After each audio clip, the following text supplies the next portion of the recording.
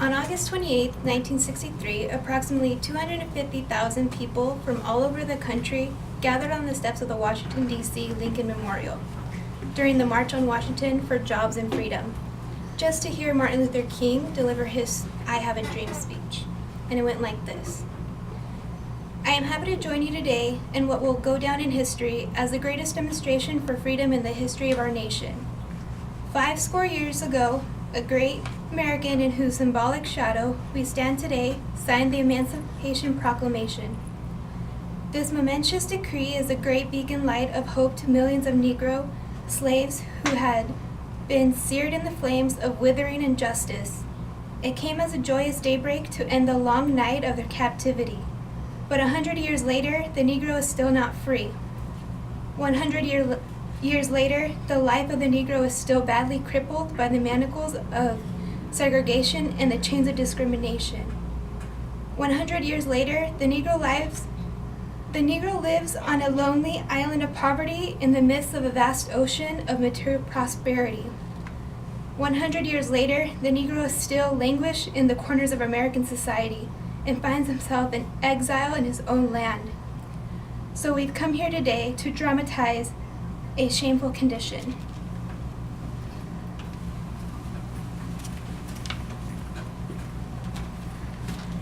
In a sense, we've come to our nation's capital to cash a check. When architects of a republic wrote the magnificent words of the Constitution and the Declaration of Independence, they were signing a promissory note to which every American has to fall heir.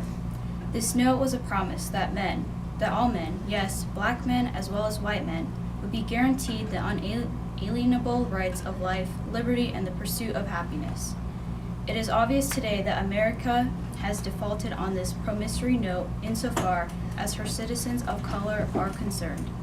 Instead of honoring the sacred obligation, America has given the Negro people a bad check which has come back marked insufficient funds.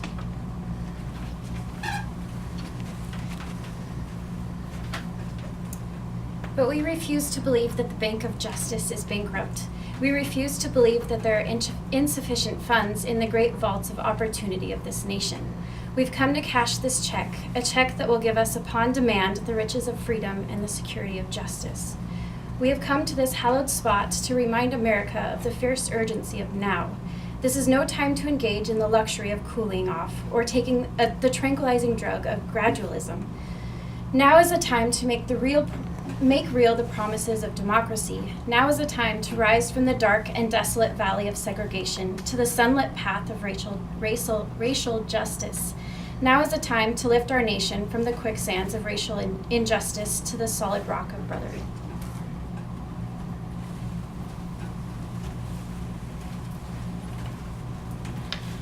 Now is the time to make justice a reality of all God's children. It would be fatal for our nation to overlook the urgency of the moment.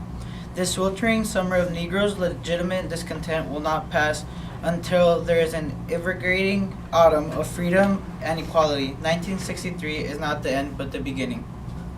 Those who hope that the Negro needed to blow off steam and will now be content will have a rude awakening if nation returns to business as usual. There will be neither rest nor tranquility in America until the Negro is granted citizenship rights. The whirlwinds of revolt will continue to shake the foundations of our nation until the bright days of justice emerge.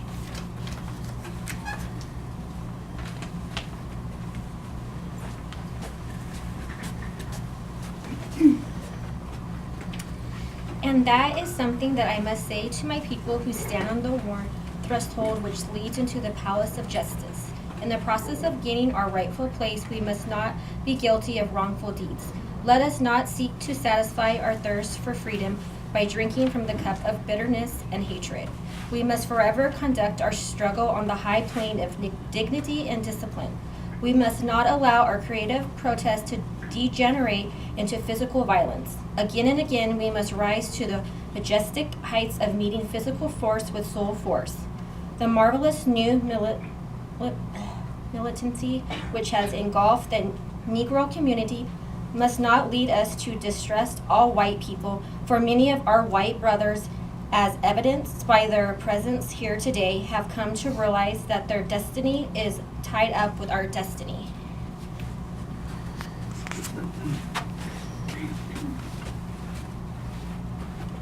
They have come to realize that their freedom is inextricably bound to our freedom. We cannot walk alone, and as we walk, we must make the pledge that we shall always march ahead. We cannot turn back. There are those who are asking devotees of civil rights, when will you be satisfied? We can never be satisfied as long as a Negro is the victim of unspeakable horrors of police brutality. We can never be satisfied as long as our bodies, heavy with the fatigue of travel, cannot gain lodging in the motels of highways and the hotels of the cities. We cannot be satisfied as long as a Negro's basic mobility is from a smaller ghetto to a larger one. We can never be satisfied as long as our children are stripped of their adulthood and robbed of their dignity by signs stating for whites only.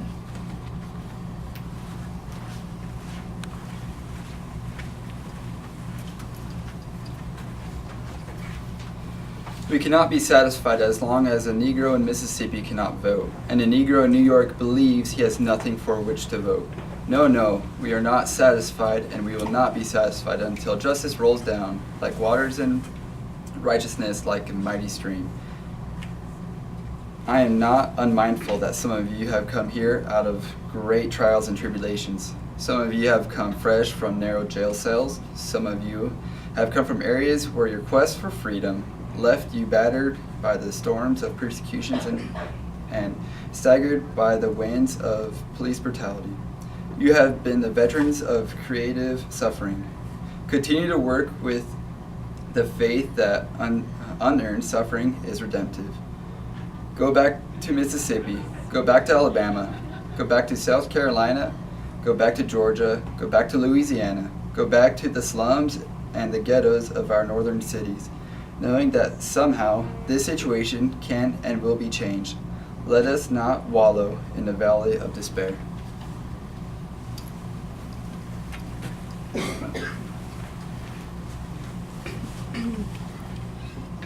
I say to you today, my friends, even though we face the difficulties of today and tomorrow, I still have a dream. It is a dream deeply rooted in the American dream. I have a dream that one day this nation will rise up, live out the true meaning of its creed. We hold these truths to be self-evident that all men are created equal.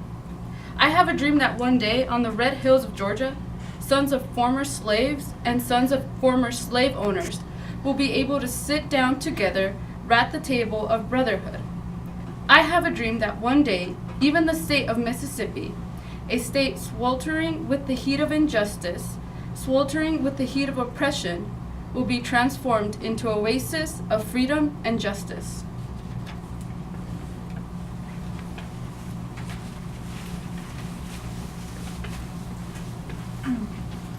I have a dream that my 4 little children will one day live in a nation where they will not be judged by the color of their skin, but by the content of their character. I have a dream that one day in Alabama, with its vicious racists, with its governor having lips dripping with words of interposition and nullification, one day, right there in Alabama, little black boys and black girls will be able to join hands with little white boys and white girls as sisters and brothers.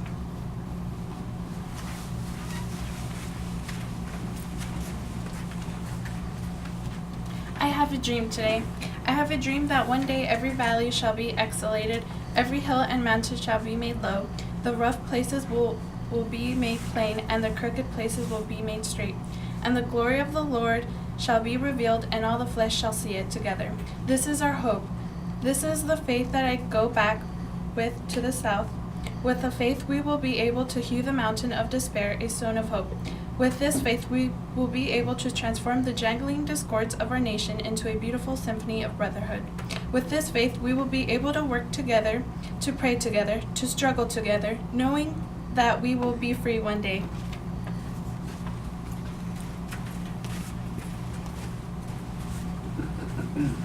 This will be the day when all God's children will be able to sing with new meaning. My country, 'tis of thee, sweet land of liberty, of thee I sing. Land where my fathers died, land of the pilgrim's pride, from every mountainside let freedom ring. And if America is to be a great nation, this must become true. So let freedom ring from the prodigious hilltops of New Hampshire. Let freedom ring from the mighty mountains of New York. Let freedom ring from the heightening Alleghenies of Pennsylvania. Let freedom ring from the snow-capped Rockies of Colorado. Let freedom ring from the curvaceous slopes of California.